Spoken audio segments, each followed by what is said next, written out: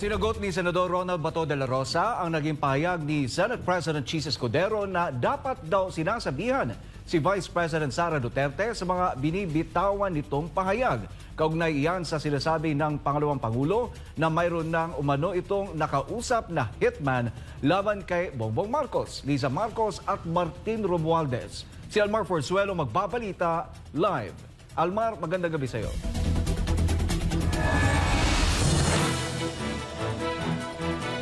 Yes, Troy, magandang gabi. Pinaliwanag nga kanina ni Senator Ronald Bato de la Rosa kung bakit nagkaroon ng ganoong pahayag si Vice President Sara Duterte laban kina Bongbong Marcos, Liza Marcos at Martin Romualdez.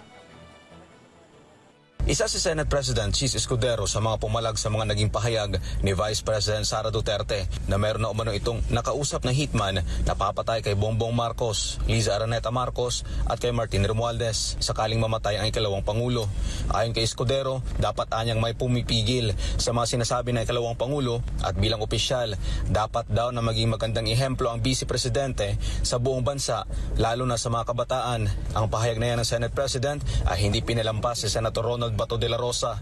Anya, hindi na kailangan na pigilan o pagsabihan ng ikalawang Pangulo dahil hindi naman ito ang nagpasimuno ng gulo. You don't need to mediate, Inday Sara. You have to mediate the people na nag-instigate sa kanya para maging ganito. Ang kanya naman palagi is just in every, alam natin, in every action there is a corresponding reaction. Diba? Yung kanya lang naman ay reaction sa situation where she is in right now. Nagre-react lang siya. Paliwanag ni Senator Bato, kung talagang nais ni Escudero na maayos ang lahat, dapat pagsabihan nito ang mga taong pasimuno ng panggigipit sa ikalawang Pangulo. If you want to settle everything, you hit the action first. Huwag niyong i-hit yung reaction. You address the action first before addressing the reaction. So saan nagagaling yung action? Galing from Malacanang, galing from the House of Representatives. I-addressin nyo yan.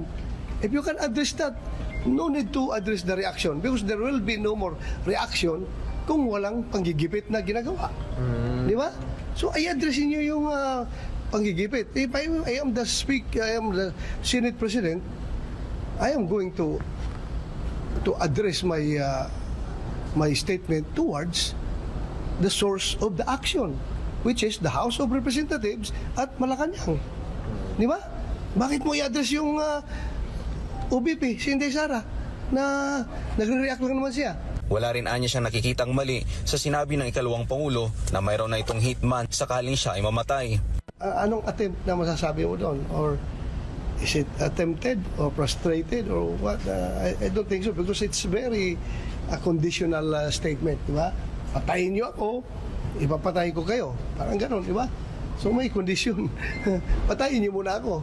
Siguro kung mamatay siya, nandyan na yung threat. Pero kung hindi siya mamatay, wala masiguro yung threat nun. Sa huli, binigyang diin ng senador na hindi magkakaroon ng maanghang na salita ang Vice Presidente kung walang banta sa buhay nito. Yun nga.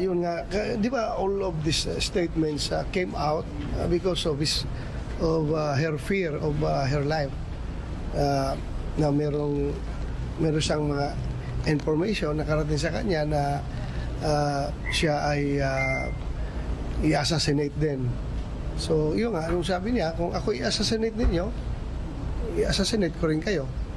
Parang ganon, di ba? Kung ako ay i-assassinate ninyo. So, yun ang kondisyon nga, conditional. Hindi mo ito lalabas kung walang threat sa buhay niya. Alam niya na mayroong threat sa buhay niya. May information siya nakarating sa kanya about that threat.